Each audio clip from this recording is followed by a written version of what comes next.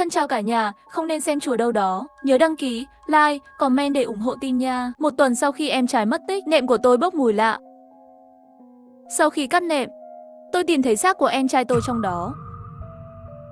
Tay và chân anh ta được khâu vào nệm. Tôi suy sụp rồi, tôi đã ngủ trên xác của em trai tôi cả tuần nay. Không để ý. Cảnh sát không tìm thấy bất cứ thông tin nào về hung thủ. Tôi vẫn còn nhớ cái nhìn kỳ lạ trên mặt cảnh sát hôm đó. Hắn nói với chúng tôi, em trai giống như tự mình trèo vào nệm, sau đó tự khâu mình vào bên trong. Nhưng em trai tôi mới 12 tuổi, hắn rất tinh tế, cũng rất sợ đau. So với chị gái của chúng tôi, em trai tôi và tôi có quan hệ tốt hơn. Tôi nhớ buổi sáng anh ta biến mất, đột nhiên vội vàng chạy đến phòng tôi, mặt sợ hãi nói với tôi rằng anh ta có thể sắp chết. Lúc đó tôi tưởng anh ta đang nói đùa, nhưng vẻ mặt của hắn sợ hãi và nghiêm túc chưa từng có. Chị ơi, em sắp chết. Hắn lặp lại một lần nữa. Tôi đã khám phá ra bí mật của một người trong gia đình. Em trai đột nhiên quay đầu lại. Sắc mặt hắn đột nhiên trở nên trắng bệch. Tôi nhìn theo ánh mắt của nó. Sau đó không có gì, tôi sẽ trốn. Tôi không thể bị hắn tìm thấy. Sau khi em trai để lại lời này, rồi vội vàng chạy ra ngoài. Hắn đã mất tích từ hôm đó. Tôi đang ngồi trên giường. Nệm đã được đổi thành nệm mới, nhưng mùi hôi lạ đó dường như cứ quanh quẩn quanh tôi. Tôi lau nước mắt, nhớ kỹ những gì em trai tôi nói hôm đó. Hắn đã khám phá ra bí mật của một người trong gia đình chúng ta. Mẹ! Nó đã khám phá ra bí mật của ai? Kể từ khi bố tôi đi với một người phụ nữ khác, mẹ tôi như một người khác. Cô ấy trở nên cáu kỉnh, tâm trạng rất không ổn định. Chị gái đã đi làm rồi, phần lớn kinh tế của gia đình tôi lúc đầu đều dựa vào cô ấy. Ngay lúc này, chị gái bước vào. Mắt cô ấy sưng quá, rõ ràng là vừa khóc. Chuyện này không trách bạn, em trai chúng ta bị mẹ giết. Tôi kinh ngạc nhìn chị gái. Vẻ mặt cô ấy rất nghiêm túc, không giống trò đùa. Cô ấy hỏi tôi còn nhớ bố tôi không, ngày cãi nhau với mẹ và ly hôn. Tôi gật đầu. Sáng sớm hôm đó, chị gái bảo tôi đưa em trai đi bơi. Sau khi chúng ta trở về, tôi thấy mẹ tôi ngồi trên ghế sofa, nói với chúng tôi là bố đi rồi. Ngay sau đó chị chậm rãi nói ra một đoạn khiến tôi vô cùng sợ hãi. Hắn đang trốn trong phòng, nghe thấy tiếng bố mẹ cãi nhau trong phòng khách. Lúc đầu âm thanh khá lớn, nhưng khoảng 5 phút, phòng khách đột nhiên rơi vào im lặng. Chị gái tôi không thể ngồi yên được nữa, đẩy cửa ra. Trong phòng khách không có ai, chỉ có tiếng nấc nhỏ từ nhà vệ sinh. Mẹ, cô ta hét lên, không ai trả lời. Sau đó cô ta đi đến cửa nhà vệ sinh mở một nửa. Hắn chỉ nằm trong khe hở nhìn vào bên trong. Nói đến đây, chị ơi, hít thở sâu một lần nữa. Tôi thấy toàn bộ đầu của mẹ trong bồn tắm. Trên mặt đất là móng tay bị gãy, nằm đó bất động. Lúc đó tôi sợ quá. Chờ tôi phản ứng, tôi nhanh chóng đẩy cửa ra và xông vào. Nhưng bạn biết không, tôi không thấy gì khi vào trong. Thi thể hắn ở ngay trước mắt tôi, biến mất. Lúc đó tôi đã bị sốc. Tôi tưởng đó là ảo giác của tôi, nhưng giây tiếp theo, giọng cô ấy đến từ phía sau tôi. Cô ấy ướt hết cả người, tơ tóc đều đang nhỏ giọt. Tôi thấy móng tay cô ta bị gãy mấy cái, nhưng cô ấy dường như không cảm thấy đau đớn gì cả. Hắn còn nhẹ nhàng hỏi tôi, có thấy gì trong nhà vệ sinh không? Tôi giả vờ như không nhìn thấy gì cả, lắc đầu. Tôi có một cảm giác rất kỳ lạ. Nếu tôi trả lời thấy, kết cục sẽ rất đáng sợ, bởi vì giọng điệu của hắn như không có gì xảy ra, nhưng ánh mắt của hắn rõ ràng đang nhìn tôi. Nghe xong lời chị gái nói, tôi toát mồ hôi lạnh, thật khó tin mẹ tôi đã chết. Chị gái mạnh mẽ đến gần và nói với tôi, người chết sẽ không để cho người ta phát hiện hắn đã chết. Nếu bị phát hiện, người đó cũng có cách hại chúng ta. Cô ấy cũng nói rằng khi cãi nhau ngày hôm đó, mẹ bị bố giết chết. Sau khi bố đi không lâu cũng tự sát. Em trai chắc hẳn đã phát hiện ra mẹ không còn bí mật của con người. Vì vậy, mẹ đã giết anh ta. Tay chị gái run không kiểm soát được. Hai chị em đang nói chuyện gì vậy? Mẹ tôi không biết từ khi nào đứng ngoài cửa, lặng lẽ nhìn chằm chằm mẹ chúng tôi. Tôi nói với chị gái tôi, đừng tự trách mình về cái chết của em trai mình. Nghe chị gái nói, mẹ lập tức đỏ mắt. Tiểu Ngọc, mẹ có một cái chuyển phát nhanh ở dưới lầu. Bạn giúp mẹ đi lấy một chút đi. Chị gái lo lắng nhìn tôi một cái, cuối cùng vẫn là gật đầu đi ra ngoài. Mẹ tôi ngồi bên cạnh tôi. Mặt cô ấy rất nhợt nhạt, không có máu. Tôi lùi lại một chút mà không để lại dấu vết. Mẹ tôi đột nhiên bước tới. Không, em trai bạn bị chị gái bạn giết. Mẹ nói gì? Bởi vì em trai bạn đã phát hiện ra bí mật của chị gái bạn, nên hắn sẽ giết hắn. Mẹ tôi đã nói điều tương tự với chị gái tôi. Hôm đó tôi và bố bạn cãi nhau về vụ ly hôn. Chị gái của bạn đột nhiên đến và nói, cô ấy muốn nói chuyện riêng với bố bạn. Trong lòng tôi rất phiền phức, đi xuống dưới nhà một vòng. Khi tôi lên đây, bố bạn đã không còn nữa. Tôi thấy chị bạn ngã xuống đất. Tất cả đều là máu. Tôi sợ đến mức gọi cảnh sát. Nhưng đột nhiên, thi thể của chị gái bạn biến mất trước mắt tôi. Sau đó hắn từ trong phòng đi ra. Nhưng trên đầu hắn còn có vết lõm. Chị gái của bạn cứ cười hỏi tôi như vậy, vừa rồi có thấy chuyện gì kỳ lạ không? Tôi không dám trả lời gì cả. Bởi vì tôi chắc chắn, miễn là tôi nói tôi nhìn thấy xác cô ta, hắn sẽ đến và giết tôi. Mỗi người trong số các bạn đều là trái tim của mẹ. Vì vậy, tôi chắc chắn, nó không còn là của tôi nữa. Nghe xong lời mẹ nói rồi, tôi đã bị sốc và bối rối sâu sắc. Mẹ và chị gái tôi đều nói với tôi, người kia đã chết rồi. Chắc anh trai bạn đã phát hiện ra bí mật của chị bạn, cho nên hắn bị giết. Sẽ không bỏ qua cho bất cứ ai biết cô ta đã chết. Mẹ, con mang hàng lên rồi. Chị gái xuất hiện ở cửa. Mắt mẹ lóe lên. Hắn đứng dậy như không có chuyện gì. Mẹ sẽ làm bữa tối cho các con. Chị gái thấy mẹ bỏ đi, vội vàng đi tới. Bà ấy không nói gì với bạn, phải không? Dù bà ta nói gì, đừng tin bà ta. Bà ấy không còn là mẹ của chúng ta nữa. Tôi lắc đầu. Mẹ tôi không nói gì cả.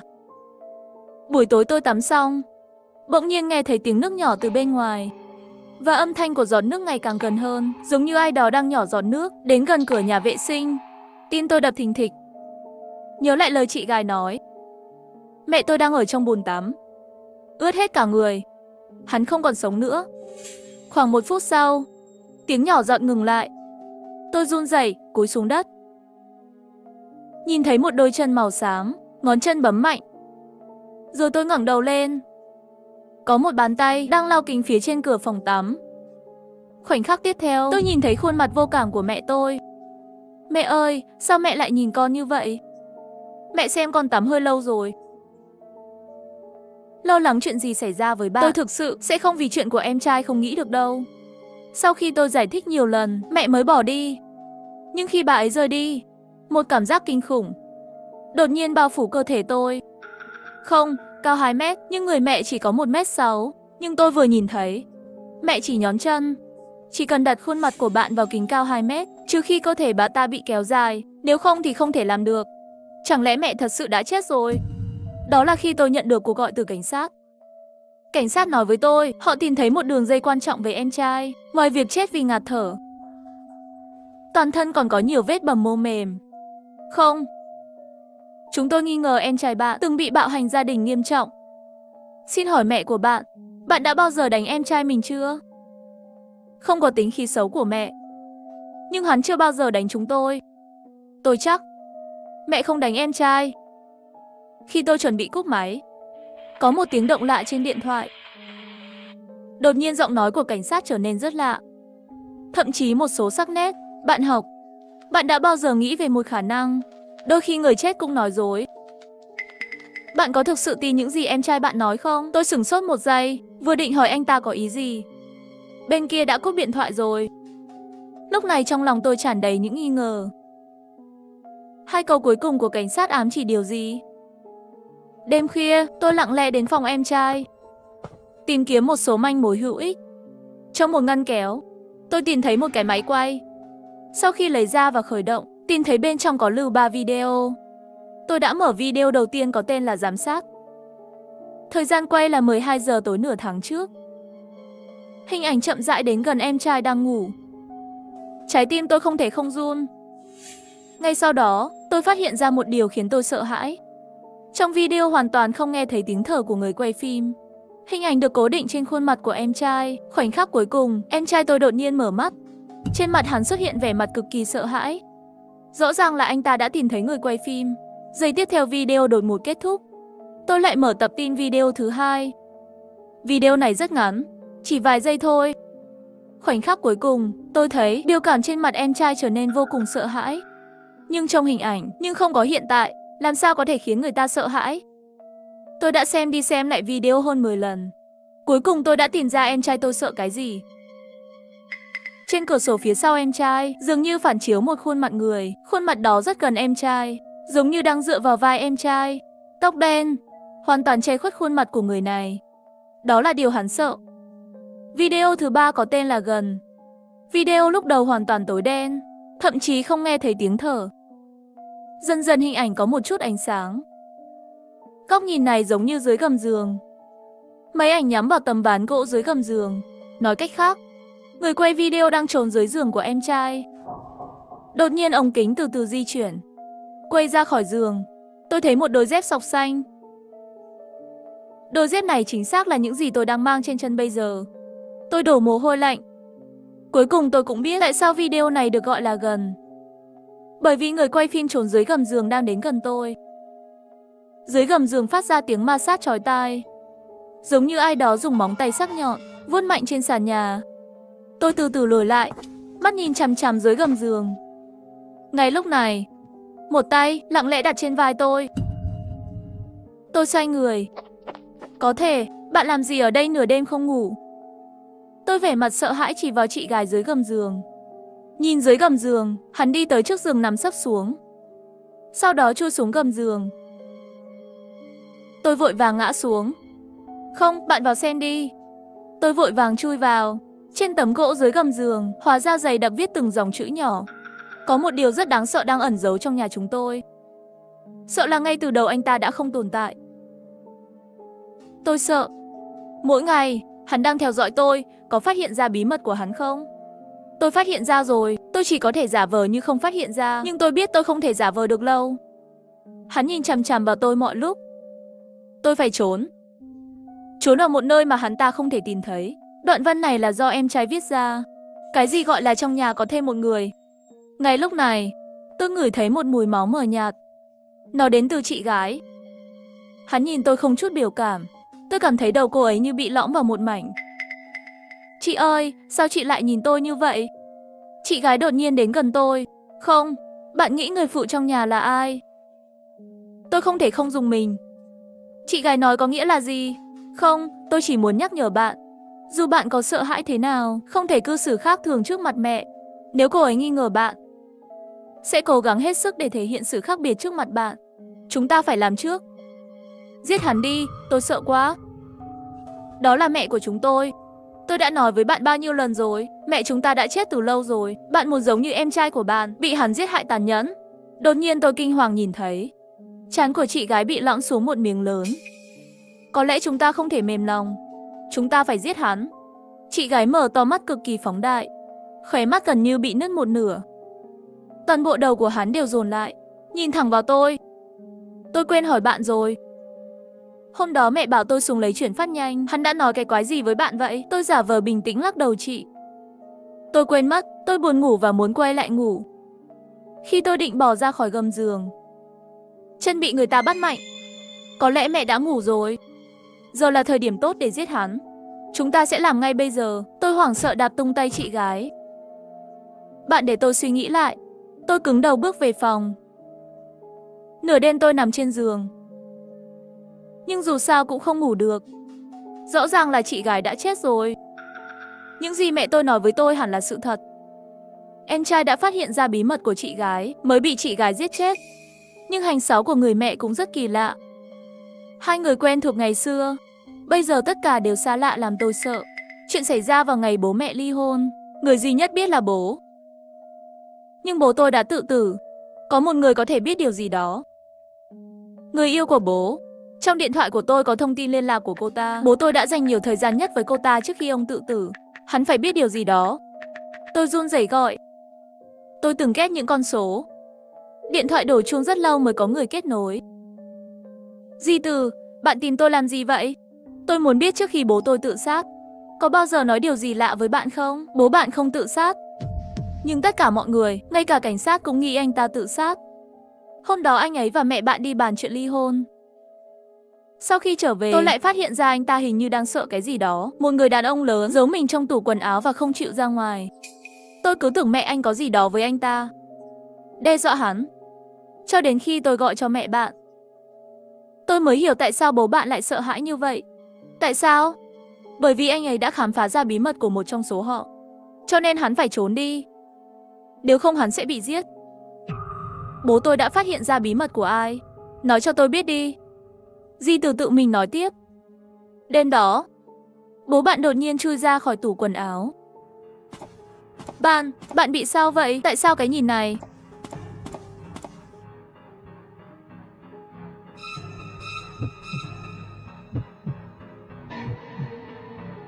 Bạn làm gì vậy?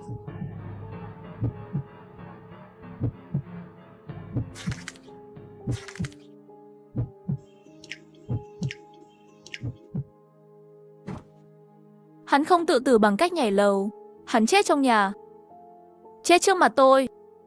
Giọng nói của dì Từ trở nên gay gắt. Tôi cũng đã khám phá ra bí mật của anh ấy. Mấy ngày nay tôi giấu trong tủ lạnh, nhưng vẫn bị hắn biết. Bây giờ người đó đang đến tìm tôi. Anh ấy đến rồi. Tiếp theo sẽ đến lượt bạn. Bạn cũng không thoát được.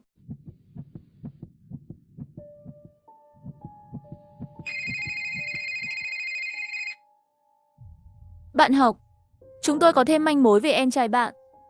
Bạn bây giờ hãy nói cho tôi mọi thứ bạn biết. Tôi đã nói với anh ta tất cả những điều kỳ lạ. Bạn có nhớ tôi đã nói gì với bạn không? Người chết cũng biết nói dối.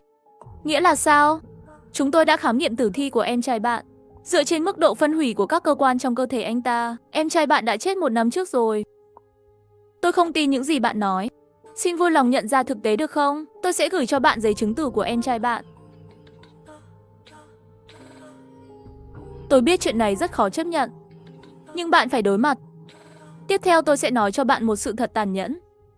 Thông qua lời kể của cảnh sát, tôi nhớ lại sự thật mà tôi đã quên. Hôm đó tôi và em trai từ công viên giải trí về, thấy bố mẹ cãi nhau dữ dội. Bố tôi đột nhiên đẩy mẹ tôi xuống. Em trai nhìn thấy xong chạy đến muốn bảo vệ mẹ. Người bố đẩy anh ta ra theo phản xạ, nhưng không ngờ, đầu của em trai tôi vừa đập vào chân bồn rửa tay. Người bố thấy thế liền chạy trốn. Em trai cũng chết. Nhưng ngày hôm sau, em trai lại xuất hiện nguyên vẹn trong nhà. Sau đó xảy ra một loạt chuyện kỳ lạ trước đó. Nghĩ đến đây, tôi chợt nhận ra, thì ra em trai mới là người không nên tồn tại. Đó là vào ngày đó, trí nhớ của chúng tôi hoàn toàn mờ nhạt, hoặc chính xác hơn, nó giống như bị giả mạo đột ngột. Chúng tôi hoàn toàn quên mất thực tế là em trai đã chết, tiếp tục sống với hắn. Người đầu tiên phát hiện ra bí mật của em trai là bố. Trí nhớ của anh ấy không thay đổi. Khi một người nhìn thấy đứa con trai mình tự tay giết chết, còn nguyên vẹn, khi xuất hiện trước mặt mình, trái tim hắn đã sớm tan vỡ. Và chính vì người bố, em trai cũng phát hiện ra bí mật này. Những gì anh ta phát hiện ra không bao giờ là bí mật của người khác. Đó là bí mật về cái chết của chính anh ta. Khi một người đàn ông khám phá ra bí mật của mà sẽ giết bạn. Em trai giết bố. Chị gái nghi ngờ về cái chết của bố mình. Hắn nói với tôi, cô ấy nhìn thấy bố mình chết. Em trai tôi lẻn ra ngoài lúc nửa đêm. Một khi nghi ngờ bắt đầu chồng, bí mật sẽ sớm được phát hiện. Chị gái là người thứ hai khám phá bí mật khủng khiếp này. Tất nhiên, cô ta đã bị giết bởi em trai của mình. Sau khi chết, chị gái hoàn toàn bị em trai đồng hóa. Và trí nhớ của cô ấy cũng bị thay đổi. Hắn cho rằng mình phát hiện ra không phải bí mật của em trai. Đó là bí mật về cái chết của người mẹ. Em trai lại thay đổi trí nhớ của mẹ, khiến cô ta nghĩ rằng người chết hôm đó thực ra là chị gái. Hắn thành công khiến chúng tôi bắt đầu nghi ngờ lẫn nhau. Và mục đích duy nhất của hắn dẫn dắt tôi giết người sống duy nhất, mẹ tôi. Lúc này tôi đã rơi nước mắt từ lâu rồi. Tôi phải làm gì? Tôi nghẹn ngào nói.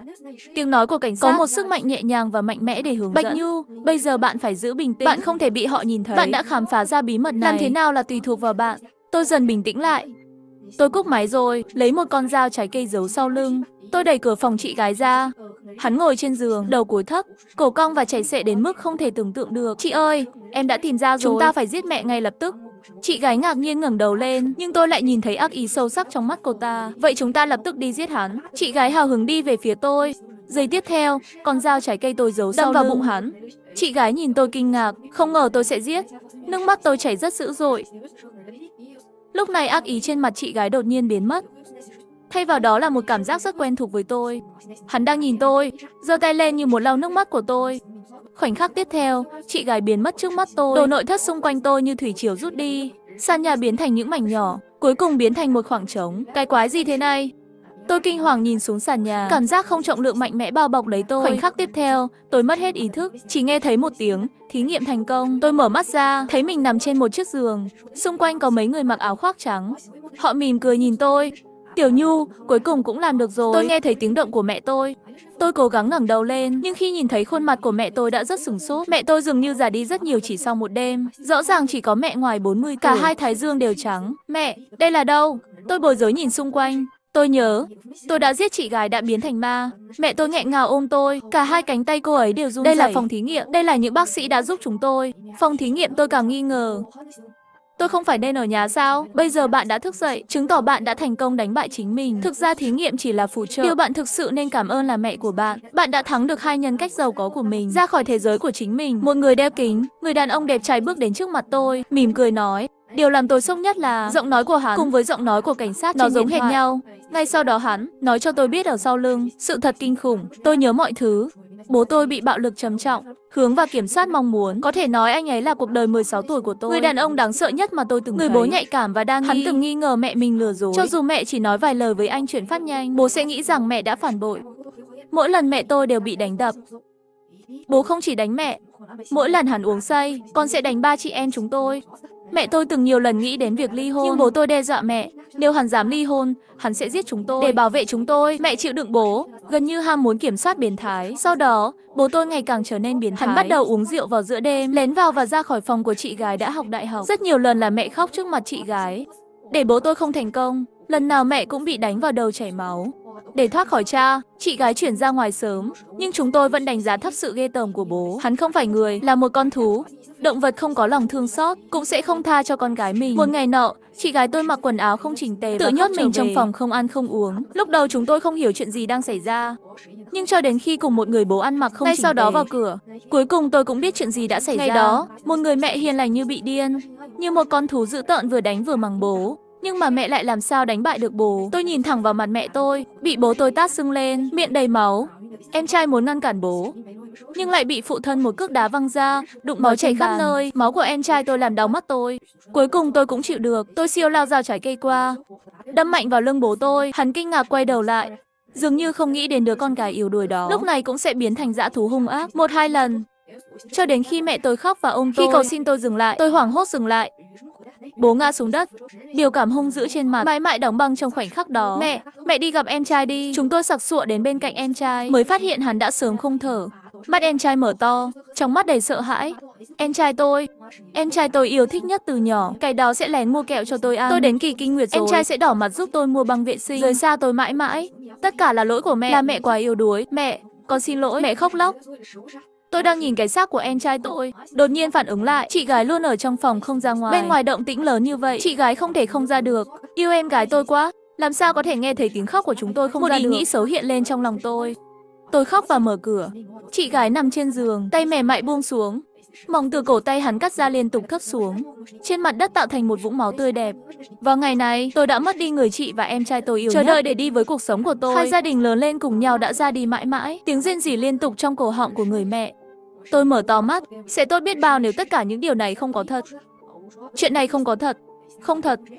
Chúng tôi là một gia đình hạnh phúc, vì vậy, bạn đã tưởng tượng ra hai tính cách. Chị gái và em trai. Tiềm thức của bạn rất muốn họ còn sống.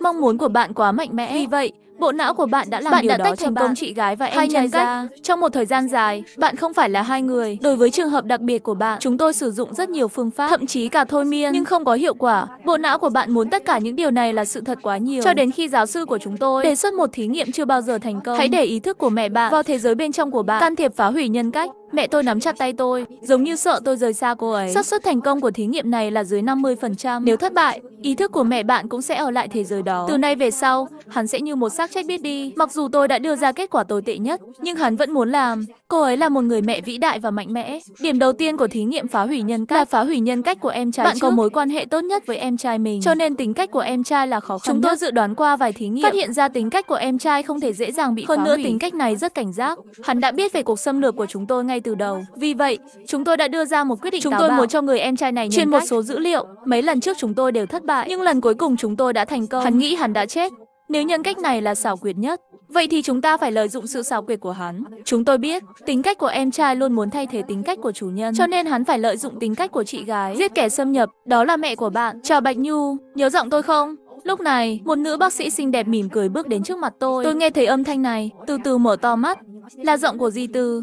Phần khó nhất của thí nghiệm này là, trong khi đối phó với những người giàu có, cũng không thể khiến chủ nhân nghi ngờ. Vậy, phải có Di Tư tham gia vai trò này để thuyết phục ông chủ rằng em trai ông không phải là người xấu. Bạch Nhu, não của bạn rất cảnh giác, liên tục từ chối quyền truy cập vào dữ liệu của chúng tôi. Tôi là cảnh sát của thế giới trong đầu bạn. Lúc đầu không nhận được sự tin tưởng của bạn. Cảm ơn mẹ của bạn đã giúp tôi trong đó. Tôi có thể liên tục gây áp lực cho bạn.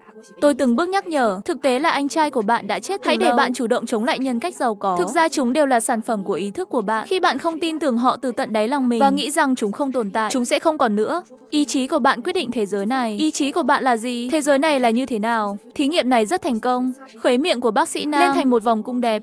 Và nước mắt tôi đã mở đi từ lâu rồi. Mẹ tôi ôm tôi trong nước mắt. Sau này chúng ta phải sống tốt. Chúng ta phải ổn thôi, sống chung với cuộc sống của họ. Ngay lúc này, bên ngoài cửa sổ phòng thí nghiệm có một tia sáng mặt trời. Trời sáng rồi, bác sĩ Nam nói. Rồi anh ta quay sang tôi. Vâng, tôi mấp máy môi, trắng mềm. Bạn có muốn trở thành học sinh của tôi sau kỳ thi tuyển sinh đại học không? Hai con chuồn chuồn bay vào từ cửa sổ, đậu trên tay tôi và mẹ tôi. Được rồi, xong rồi. Cái tiếp theo thú vị hơn.